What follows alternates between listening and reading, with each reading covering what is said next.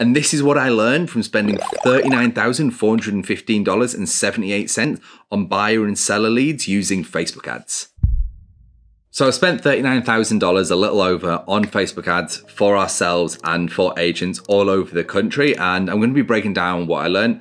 I want to dive right in and unpack this black box that agencies and coaching companies have. And it's obviously what they want you to buy into. So today I'm going to just be exposing what the back end actually looks like and some of the really important insights from Facebook ads that you need to know to be successful. All right, so as you can see here, I've got up our ad account and I've actually just filtered it by location because I actually want to show you, this is one of the really important parts of this. I want to show you prices based on location. Now, this isn't something that is often spoken about. You hear all these crazy numbers, oh, you get $1 leads. And I'm going to address that a little bit later in the video. But one of the things that is very apparent is the differentiation in lead cost depending on state and city within a state. So I'm just going to kind of run down. So you can see here on the right, we've got our lead costs, and on our left, we've got our names. So we've got like Nevada, Charlotte. So you can see these ones in Nevada are like $3. Here's another one that's like $4. This one's $5. So, and this is Manassas, right? So that's like $5. We had 500 leads there. This one here, Northern Colorado, it's about $8. Okay. Another North Carolina, Asheville, we've got anywhere from $4 to like $6.50. Boise, Idaho, $4. Boulder, Colorado, $6. Another Boulder one here, $5. And you can see, obviously, depending on the amount we spent on the ad and obviously the number of leads we ended up getting was obviously the more successful one. So as you can see there, $17. We're obviously not going to be spending money on that. Now, I just want to address something quickly whilst we're going through these. The reason that, I want to be teaching you guys is because this is going to allow you to build in predictability to your own business that you ultimately control. A lot of agents are out there struggling to find buyers and sellers consistently, and this is a way that you can guarantee yourself doing that as long as you do the work on the back end. Ultimately, if you're not calling the leads and doing aggressive follow-up, nothing's going to work for you. But I want to show you what it's like from a lead cost perspective so that you can be successful. And we've helped some agents crush huge goals. My business partner is a very specific one who we did over 100K in our first 100 days as licensed agents using Facebook ads, right? So it's totally possible. Now, Colorado here is $8. Here's another one, Denver, $5. Here's another Denver, $5. Holland here, $7. Tampa, $4. Tampa here's $5, $3 in Tampa there. Here's another one, $7. And there's Palm Beach, Florida, and that one's $4. And these are the ones that we spent a lot of money on. Now, this is just one of our accounts, and hopefully one of your areas or an area close has been in here to give you some real great data to work from. But it's just important to show that actually, depending on the area you are in, the lead costs can go up and down. And when you're looking at like a couple of dollars difference, that might not seem like a lot, but it actually matters a lot, because you think the difference between $4 and $6 is 50%, right? It's 50% more. Now, that's huge, and it also factors into when running sellers. So the first thing I want to bring up is cost, depending on city and state, varies a lot. So depending on where you are in the country, someone else might be able to get $2 leads because Facebook ads aren't as prominent there. Not many people have hit it. It might be a bit of a smaller area.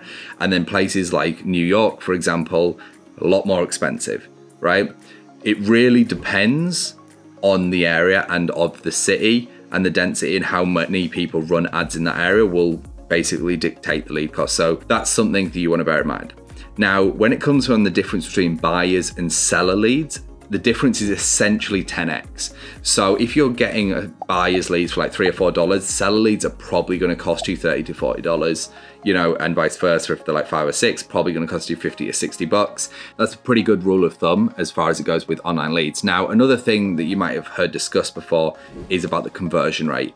Now, when it comes to buyer leads, you're looking at anywhere from a 1 to 3% as a general rule of thumb. That's a good conversion rate. There is definitely people in our team that have convert higher than that. And we know there's obviously people who don't convert online leads. And I can tell you with absolute certainty that people that don't convert online leads is because they're not doing the work. It's not because online leads don't work.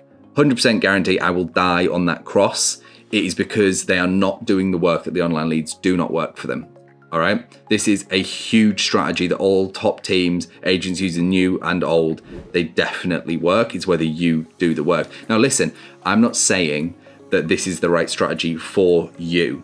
I'm saying this is a fantastic strategy, but the same way some people love to cold call and door knock, and I absolutely hate it, right? It gives me like terrible anxiety. Facebook ads gets leads coming to us and we just call them, or we have an ISA call them and we work with the more serious ones. That strategy works for us. You have to find what works for you specifically, but online leads convert and it is a fantastic way to scale your business. All right. The next thing is that the ad creative matters a lot. It needs to be specific and short and punchy. So I'll just throw up an example here. This is a buyer's one. You want to use collages. Let's just skip all the bullshit. Use collages, they work the best. Either grids of 3, grids of 4 are fantastic for both buyers and sellers. I'll throw up our successful seller ad here, and you can see we also use red highlights and a red banner to accent the ad to draw more people's eyes in.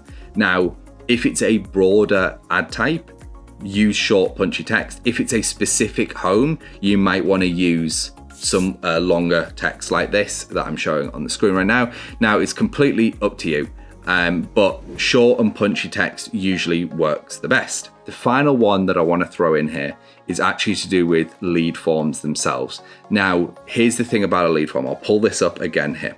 This will just be an example. When you scroll down, you will see the lead form here on the right. And this is a buyer one. So it says, do you own or rent? How soon are you looking to move? What's your budget? 3 questions. Here's a key point. The more questions you ask, the higher your lead cost will be. However, the higher your lead cost is, usually the higher quality it is. All right. So you've got 2 very distinct options.